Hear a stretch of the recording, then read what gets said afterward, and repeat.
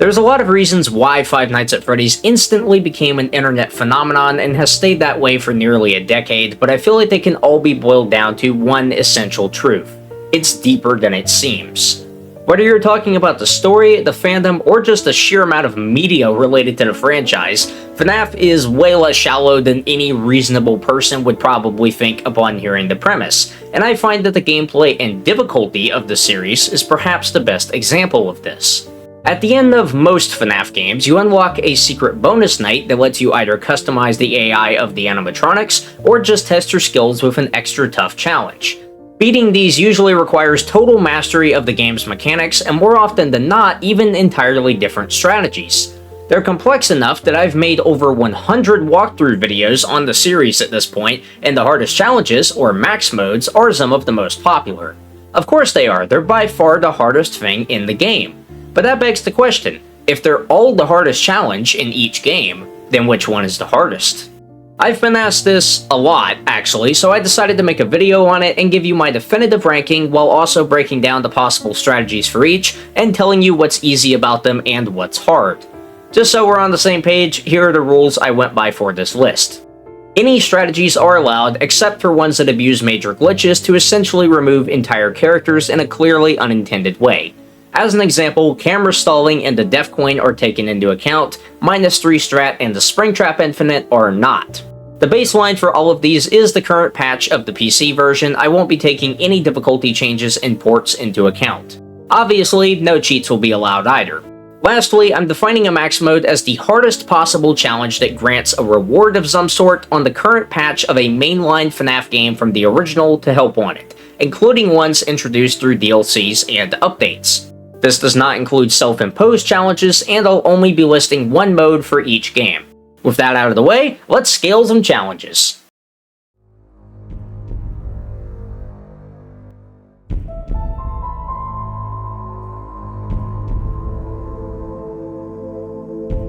Freddy Fazbear's Pizzeria Simulator may be the most unconventional game in the series, but it also has the easiest max mode. That's mostly because it doesn't really have a max mode.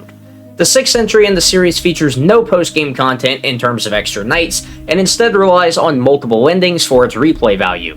Therefore, the hardest challenge in the game is to play the 6th night of the campaign with all 4 animatronics in the building. FNaF 6 opts for a different gameplay loop than most of its predecessors by focusing on completing a list of tasks instead of surviving until 6 AM, and gives the player much more control over the pace of the game as a result. You've got 11 tasks to finish before you can end the night, and if you buy all the upgrades, you can power through them in about 2.5 minutes if you run them back to back. As for dealing with the animatronics, which consist of the usual band of a lazy-eyed black bear, a toddler with abandonment issues, her homicidal 100-year-old papaw, and the sentient plate of spaghetti I found in the back alley, you've got a few options. Your flashlight's your best friend, as it completely prevents animatronics on that side from killing you and drives them away. It might as well be a door, actually, and people tend to underestimate how powerful it is. The motion detector, meanwhile, is pretty much useless on higher difficulties because you never want to be looking at anything other than the vents except for when you're changing tasks, but the other two are both good options, and this is where the divide in our two strategies comes from. If you decide to run the silent vent, this will allow you to keep the temperature down without using the fan much, which means the animatronics will be less aggressive because of the decreased noise. However, this leaves the vent that you're not watching wide open, and if you want to be safe, you'll have to turn off your equipment after every single task, and take your time to fend off the animatronics with your light before starting the next one. This is probably the safer strat just in terms of numbers, but it is agonizingly slow and still comes with some risk of dying, so this method has mostly fallen out of favor. The alternative is placing your audio lure on the center right and rushing all the tasks in a row while, well, basically just praying to RNGesus.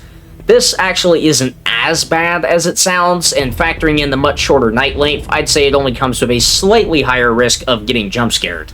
I've grown to prefer this method by a lot, and I really wish I'd at least mentioned it in my guides because it is so much less frustrating and boring, and even if you die more, you'll probably still win quicker just because you can get back into the night super quickly. So, strategy 2 is definitely our winner, but how does it make this the easiest max mode? Well, there's a few reasons, but by far the biggest is the night length. This strat drastically reduces how long it takes to finish your tasks, and under 3 minutes is insane for completing a night, easily the shortest of any game on this list. Besides that, there are only 4 animatronics, and more importantly, they all do virtually the same thing. Because of this, there is a very low skill ceiling here, the game isn't very mechanically challenging, and once you know the strategies, it's just the same thing every night with faster animatronics, which gives you plenty of time to warm up for Saturday.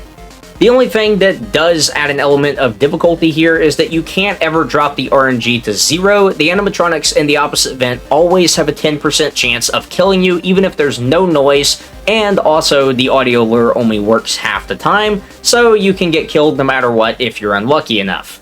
That's actually a trait shared by our next challenge.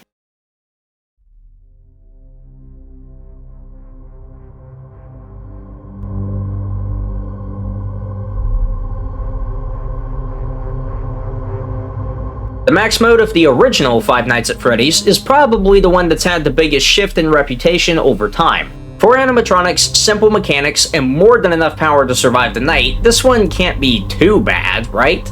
Well, it is if you play it in the most bafflingly inefficient and power-intensive way possible. Turns out that consuming a massive amount of resources for no actual payoff, while simultaneously sabotaging your ability to use the single most important tool in your arsenal, can turn an easy challenge into an absolute nightmare. Who would have thunk it? If you didn't know, setting Freddy to 20 AI causes him to immediately charge to the whole corner before you can stop him and kill you the next time you lift the monitor. This prevents you from using the previous strategy of stalling him on the stage, so a new one is needed. What 2014 Let's Playing geniuses came up with is closing the right door every time you look at the monitor so that Freddy can't get in, hoping the camera usage is enough to stall Foxy, and checking lights in between. The very obvious problem with this is that having the right door closed for most of the night is an absolutely absurd power drain, and if you can only check Foxy when it's closed, then he'll probably run anyway. Foxy also drains power whenever he knocks on the door, enough that if he runs twice while using this strat, then the night is unwinnable. And then there's the fact that a single misclick equals death, whether you missed a door button or leave a light on for too long or some other travesty. And the night is almost 9 minutes long. Have fun! Yeah, this strat is genuinely terrible, and if it were still the best strat today, this would be much higher on the list. Thankfully, it didn't last very long, and people figured out pretty quickly that Freddy can be stalled by watching the corner, even though you can't stop him before then. And Foxy is stalled by any camera usage at all. Years of optimization later, and the best players are beating it with a hilarious 26% power left over, a pretty far cry from the guaranteed lights out of the olden days. Foxy is still annoying and somewhat random, but you can stall him much better since you can use the monitor whenever you want. Plus, watching 4B lets you see when Chica comes to the door without having to use the light much. Things are just so much easier all around. Like Saturday, this is a very straightforward night with only a few threats that are all easily managed. Sure, Foxy might run no matter what, but it doesn't really matter as long as you occasionally close the door and check on him. You can still win even if he knocks up to 3 times as long as you play well. Once again, there's not much of a skill ceiling here, and the simplicity of the mechanics far outweighs anything that can go wrong. As always, this night is not entirely free though. Besides the possibility of Foxy sneaking up on you, there's also the fact that this is the longest mode we'll be covering today, and if fatigue sets in, it can mess you up somewhat. The night being so repetitive is somewhat of a double-edged sword, just like the challenge coming up next.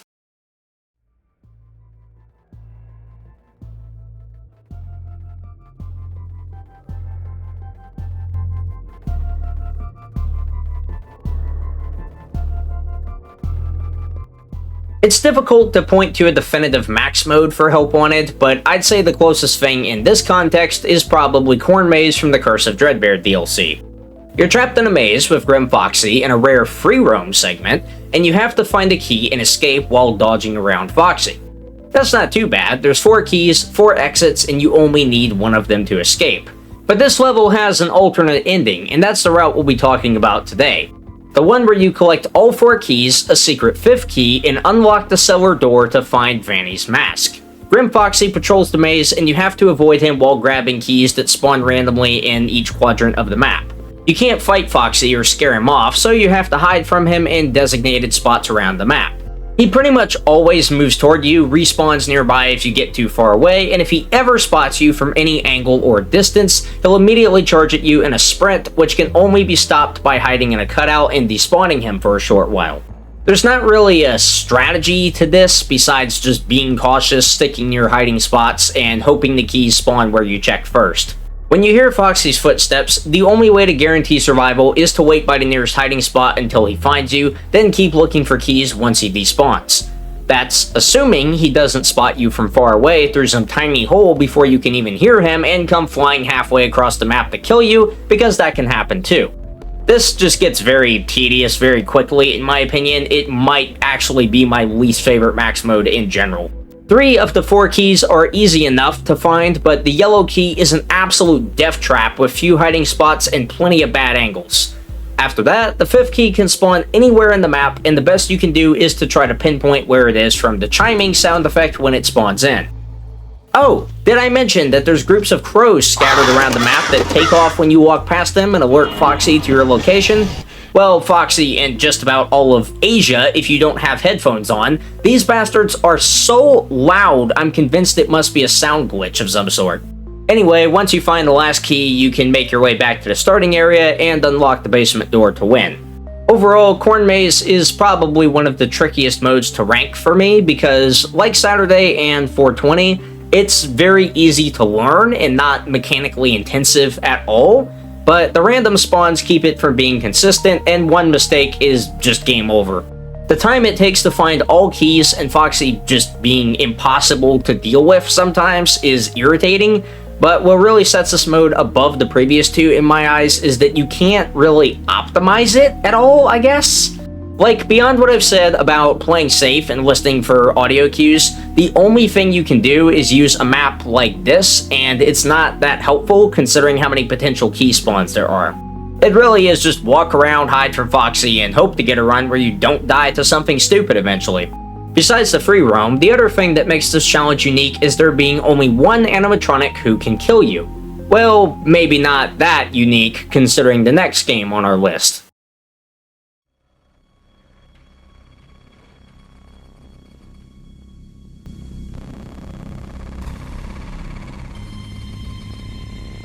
Nightmare mode aggressive, aggressive nightmare, nightmare aggressive only, whatever you want to call it, it's certainly aggressive and it's usually a nightmare.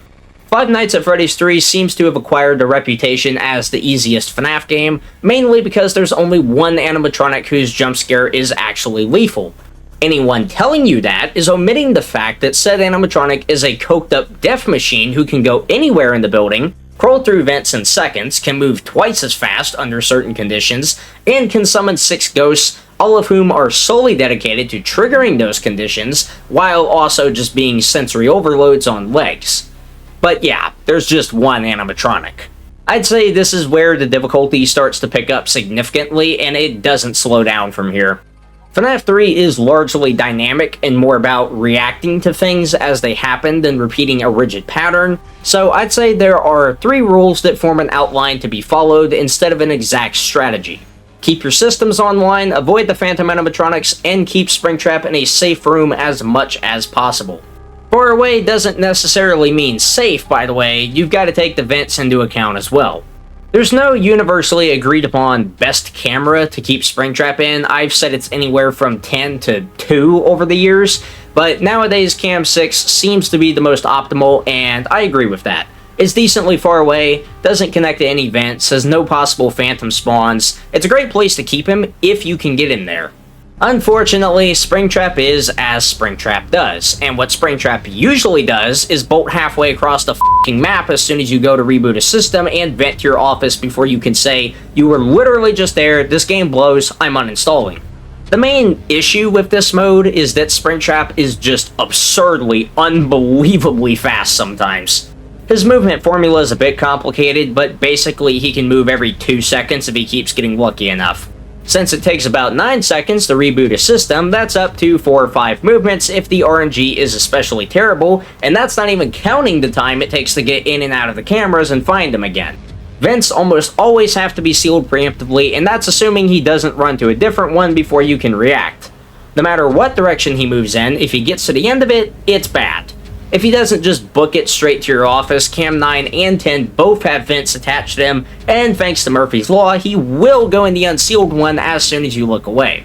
I guess this mode's a bit like Corn Maze, where it just can't be optimized all that much. Definitely to a lesser degree, but there's no insane breakthrough here that makes everything easier, aside from a cheese strat that just breaks Springtrap, and we won't be including that.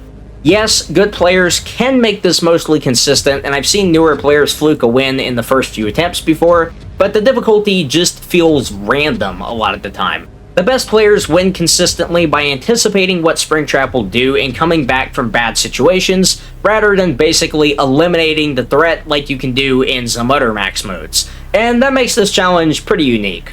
A lot of the time, the best thing to do is actually let Springtrap wander around for the most part. Just let him do his thing, seal whatever vents are close, and use the audio as sparingly as possible so you don't have to reboot much. If you do that, along with constantly flipping the camera up and down, you'll rarely get any errors, and that significantly lowers the chance of losing Springtrap and getting killed. Aside from that, the best you can do is avoid phantoms completely and try to keep him in a safe area as much as possible. If he goes in and out of a sealed vent for 4 hours, great, free win.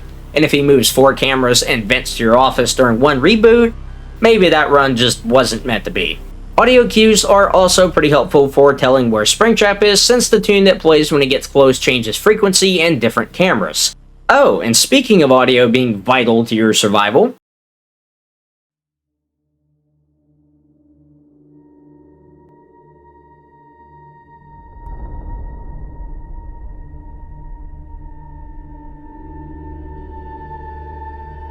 you know, now that I think about it, Five Nights at Freddy's 4 has a surprising amount of content for what it is. Aside from the main 5 nights and a bonus night 6, there's an extras menu packed with content including 2 extra nights, minigames, a cheat menu, and more. Most people consider this game's max mode to be Night 8, otherwise known as 420 mode, but it's not actually the hardest thing in the game. FNaF 3's hardest mode was accessed by playing Nightmare mode with the aggressive cheat on, so it was less of a cheat and more of a challenge. FNaF 4 expands on this by giving challenges a whole dedicated tab in the extras, and there's 4 of them to pick from.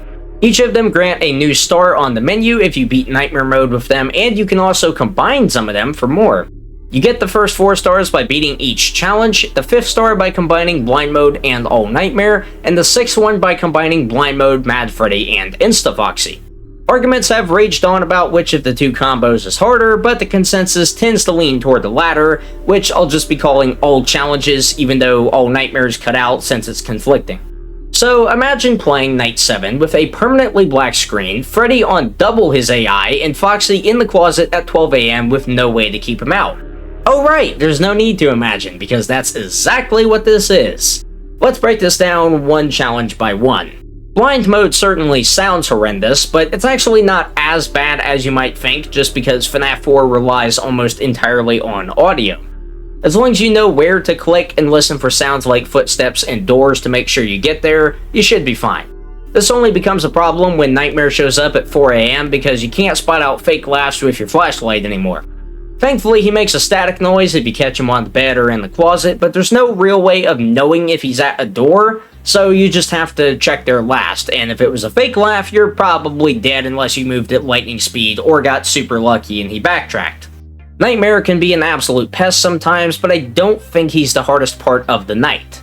Mad Freddy throws a wrench in everything and makes the regular clean route useless. You now have to check the bed twice per cycle, before and after the closet, because the Fred will spawn too quickly for you to deal with Foxy and check both doors before they kill you, which can be a major problem if you get the least bit unlucky.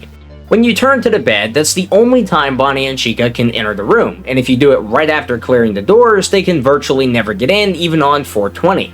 But here, that's just not an option because you have to check the bed again after the closet, by which point you haven't checked the doors in a while.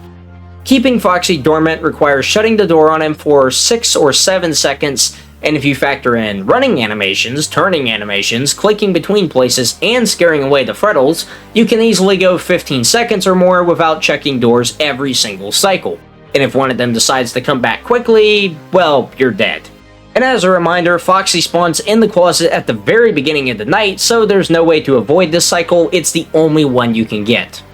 Now, I barely look at my screen sometimes when I play normally, and I've won Night 8 easily with Foxy in the whole time, but Mad Freddy just throws everything off balance here. Between the double cycles and the weird properties present in FNaF 4 in general, this and Nightmare Aggressive are easily the most unpredictable modes, and they're actually pretty hard to rank as a result. Like the easier modes, they're not very mechanically intensive and a newer player can pick them up fairly quickly, but these two require a lot of game knowledge and are very different than the other modes, so it's worth noting that NAO is a significant difficulty bump and all challenges even more so. If you want an even bigger difficulty bump, try it on the Halloween edition. I don't think I'd put it any higher on the list necessarily, but it's significantly more annoying since Mangle and Nightmarian both produce constant noise and make it harder to hear any sound cues. On the topic of difficulty bumps, it's finally time to talk about some modes that are much more physically demanding, but also have more ways to be optimized and maybe more comfortable for veteran players.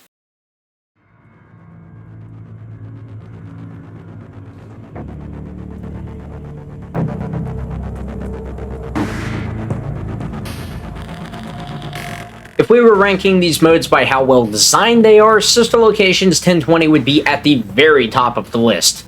This is one of the reasons I'll always defend this game, and I feel like it's hard to fully appreciate if you haven't beaten it yourself. 1020 is just immensely satisfying to play. It has a set rhythm, plenty of room for green running, and best of all, absolutely zero RNG. That's right, this is the only mode in the series where if you play perfectly, you will never die. You could run it 5,000 times, and if you don't make any mistakes, you will get 5,000 wins. It's amazing and fun, and I could go on and on about what makes it so well balanced, but that's a video for another day. It just flows super well, okay? Symmetry, my friend. Anyway, back on topic, this is the first mode where we can really put the animatronics into distinct categories, and we'll be using this to break down all of the top 3. We've got door animatronics, camera animatronics, and office animatronics. Door animatronics are the ones who try to get in your office from outside, can't be dealt with on the cameras, and give themselves away with audio cues that let you know when to close the doors. These are Ballora, who plays music, Funtime Freddy, who runs around and talks, and Bidybab, who crawls through the vent. Next are camera animatronics, who you have to watch on the cameras to prevent from sabotaging you in one way or another. These are Funtime Foxy, who technically becomes a door animatronic if you don't watch him frequently enough, along with Electrobab and the Minarinas, who drain power and oxygen respectively and can be dispatched with a shock. Finally, you have office animatronics, who spawn directly in your office and require some type of unique response to scare off. You have to flip the monitor for Yendo, click Bonnet's nose, type LOL for Lolbit, and just accept losing 80% of your vision for Minarina 2. Another way this can be broken down is 6 lethal animatronics and 4 non-lethals. This balance means that you always have to be focusing on something, but experienced players know exactly what to think about when and rarely get overwhelmed. The strategy is to flip the cameras every 5 seconds for Foxy, shock Electrobab and the Minarinas every 10 seconds, and deal with door and office animatronics in between. Everyone runs on set intervals, but with some slight variance in the mix so that things stay fresh and unpredictable without ever really being unfair. If you're clean with your inputs and good at shifting focus, you should have no major issues, but it does take a bit to learn and it's mostly about muscle memory, so a first completion might actually take longer than quite a few of the other modes. There's not much else to say about this one, it's just a satisfying skill-based mode that offers plenty of challenge without being overwhelming or broken. In other words, an extremely rare FNaF W when it comes to gameplay. Careful resource management, precise intervals, a nice balance of enemies, and plenty of room for testing the limits. This is just peak FNaF, dude, at least in the official series. I didn't place the pre-patch version of this mode since it's against the rules, but I did want to give it a quick mention. If it were included, it would be number 1 easily. It's the same thing, but with much tighter power, and it is absolutely brutal even for good players. If you love SL 1020 as much as I do, it's probably at least worth giving it a try for the challenge. You should be able to get a link to it in my Discord server. Back to post-patch though, 1020 makes the top 3 for having a steeper learning curve than most of the easier modes, being way more mechanical and requiring much more skill. I suppose that some might disagree with this placement because it is entirely consistent once you get it down, and it isn't as complex as some of the others, but I really wanted to give it credit for not relying on artificial difficulty. Sister location rocks, and it's definitely a challenge, but you'll understand why it lands here once we get to the top 2. All I've got to say is, enjoy fully skill-based gameplay while it lasts.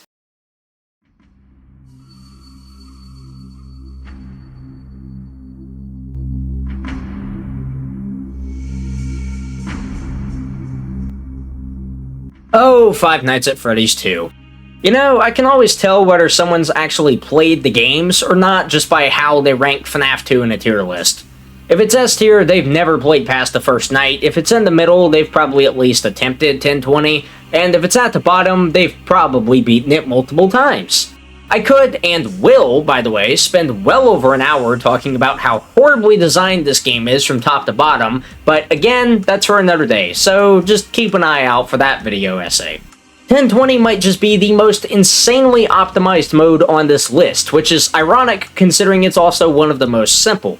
We've come a long way since 2014, but this mode still gets the number 2 spot just because truly minimizing the RNG requires a super high amount of game knowledge that basically no one can acquire on their own. And even then, you have to be very careful to play around intervals correctly and not mess anything up. Once again, you can separate the threats into categories, so let's start there. First up, there's office animatronics, who require you to put on the Freddy mask if they appear when you put the monitor down, which includes Freddy, Bonnie, Chica, and Toy Freddy. Then there's vent animatronics, who require you to put on the mask when they appear in the vent lights, which includes Toy Bonnie, Toy Chica, Balloon Boy, and Mangle. Finally, there's special animatronics, who have other methods of attack and are capable of bypassing the mask, which includes Foxy, the Puppet, and Golden Freddy. Golden Freddy technically doubles as an office animatronic because he can appear there too, but he works differently than the others and can also kill you from the hallway. Alternatively, there is blackout animatronics and non-blackout animatronics, which will be important later. There's a few strategies here, it really depends on how much effort you want to put in. The most basic strat that's still somewhat effective is one that I discovered myself along with another FNaF 2 pioneer, Random FNaF Player. Basically, whenever an animatronic appears in the office and causes a blackout, you wait an extra fraction of a second before taking off the Freddy mask to pass the 5 consecutive second threshold, which guarantees that Toy Chica, BB, and Mangle will leave the vents. This makes it so that you rarely, if ever, need to check the left vent, which frees up a lot of time and reduces quite a bit of RNG since dealing with vent animatronics is when you're most vulnerable to Foxy. The problems with this are that Foxy has the hair trigger and can sometimes just kill you anyway, and if Toy Bonnie decides to sit in the vent for a while before doing his animation, it's pretty much game over. This can be further optimized by holding the light on Foxy instead of spamming, puppet stalling, and other methods, but it is still fairly luck-based. The only way to cut down on the RNG significantly is to run a stopwatch and just about abuse everyone's intervals to hell and back. Since Foxy has an attack interval every 10 seconds and blackout stall Foxy, you intentionally time the blackouts to overlap with most of Foxy's intervals and flash in before going into the cams on the ones you miss. This can be optimized a bit too through various means, and the best players have been able to get up to 15 wins in a row with this. However, I disagree with anyone saying 1020 can ever be truly 100% consistent for one reason: Toy Bonnie. If you get unbelievably unlucky, he could theoretically sit in the vent for the entire night before coming out, but just 8 to 10 seconds is enough to completely end the run, and it can happen. Also, Golden Freddy is just super janky when he's in the hall for some reason, so there's that. While this is pretty much universally agreed to be one of the harder modes, I've seen some people say it's the hardest one and completely unfair, and I've seen others say it's entirely skill-based and easy to rebeat, so there's not really a full consensus here. Personally, I think some top players have lost sight of what makes this mode so challenging for newcomers, and while the optimization is enough to keep it from taking the top spot, I would consider it a close second. This night requires learning a massive amount about the game and actively abusing movement intervals to the highest extent possible to make it even semi-consistent, and not only is that the sign of a horribly designed challenge, it's also just really confusing and none of the other games require the amount of exploitation this one does. Some people stole Freddy at 4B even on the earlier nights of FNaF 1, so 420 wouldn't be a huge shock to them. FNaF 4's challenges are the same gameplay loop, just with added restrictions. If you try to play 1020 anything like you've been playing the earlier nights, you are going to get rolled forever. Unless you know that you can abuse blackouts to deal with Foxy in the vent animatronics, something you could only learn through either a guide or a ludicrous amount of trial and error, you're in for RNG hell and an unbearable difficulty spike. Sure, it might be easy for pros, but it's a massive hurdle for anyone who's not, very similar to our number 1. But unlike 1020, even if you know the best strats, there is no replacing muscle memory for this last one.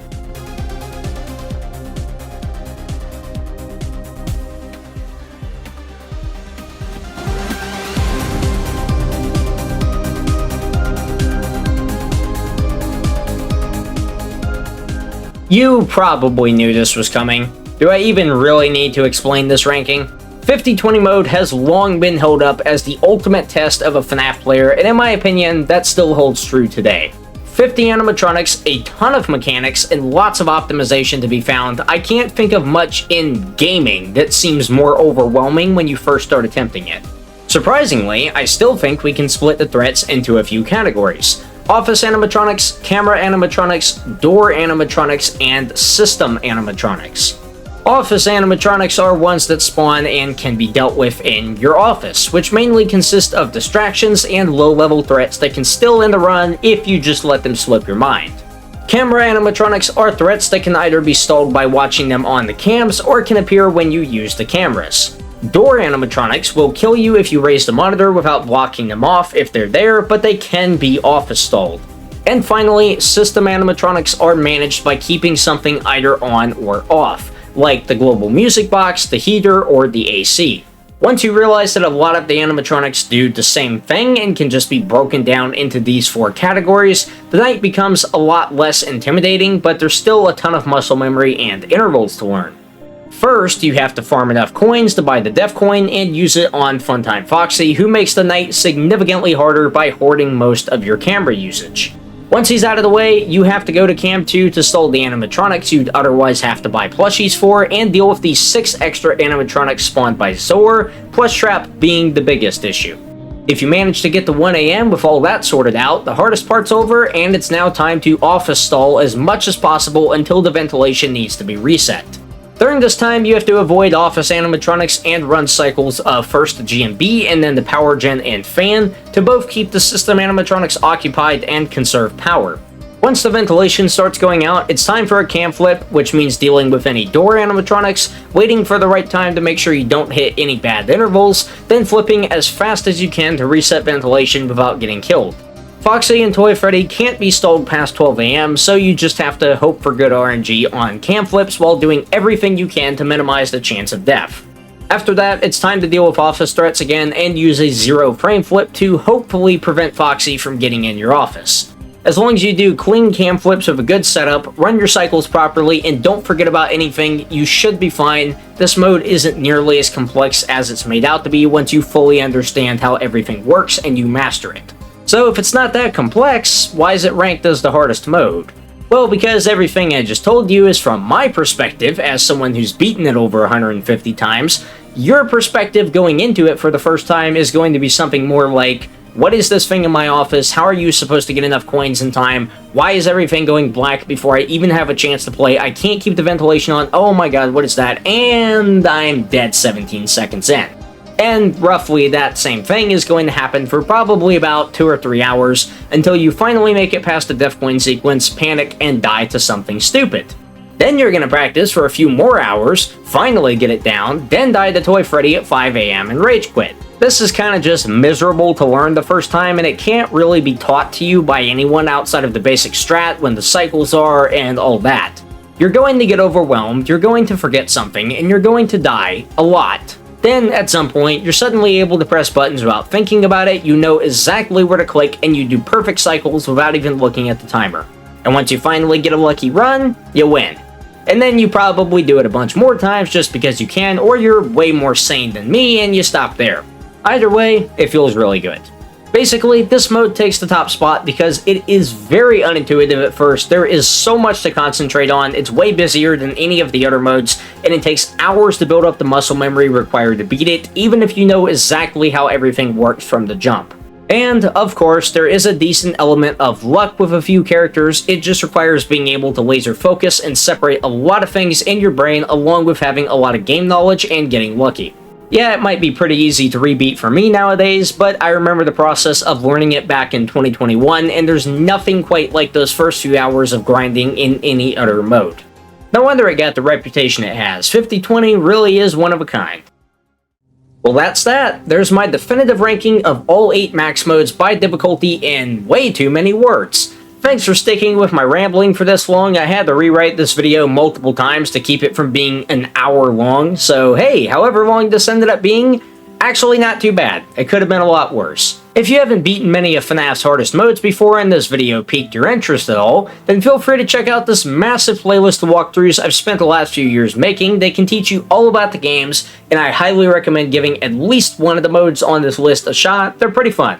You may have also noticed that I brought up experienced, top, or pro players quite a few times, and yes, believe it or not, there is a dedicated pro scene for FNaF, and it probably has some of the most talented people in all of gaming. Every one of these modes that I just rattled off is an absolute walk in the park for these guys. They mainly play much harder challenges on various fan games, so if you're interested in learning about that at all, you can take a look at the Max Mode list, a fantastic project that I'll link in the description. I used to be on the admin team, and I have so much respect for these people and what they do. Seriously, go to the website, watch some completions, and join their Discord if it looks interesting. There's some very helpful people over there, and it is such a cool niche to get into.